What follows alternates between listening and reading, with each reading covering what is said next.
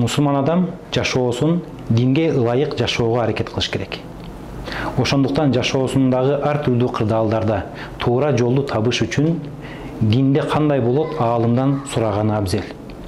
Бирок мурунку учурларда аалымдан сураш мүмкүнчүлүгү кыйын болгондуктан азыр алхамдулилля муфтиятта колл-центр борборлоштурулган фатва берүү борбору ачылды.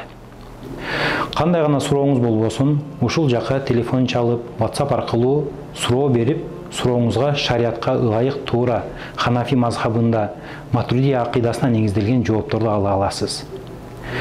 Көрүнгөндөн ар түрдүү суроону сурап, анан чаржайыт болуп башаламандык болгон жакшы эмес.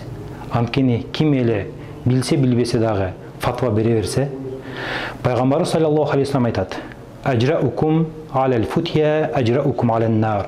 Кимиңер фатвага батынсаңар, анда тозокко батынганыңар дейт. Кудай сактасын туура эмес жооптон. Бул жакта ондогон жылдар бою илим берип, илим алып, усул фикх, каваил фикхия жана расмы муфти эрежелерин жаттап, жана коомчулук менен тыгыз байланышта болуп фатва берип жүргөн дасыккан аалымдар отуруп, ушул мусулмандардын суроолоруна жооп берет деген ишенимдебиз.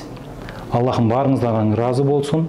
Ушул ачылган колл-центрди Аллахым өзү колдоп, өзү сүйгөн, өзү ыраазы болгон багытта, туура жолдо акыйкаттан адаштырбай, жалгандан алыс кылып Аллахым өзү колдосун. Ассаламу алейкум ва рахматуллахи ва баракатух.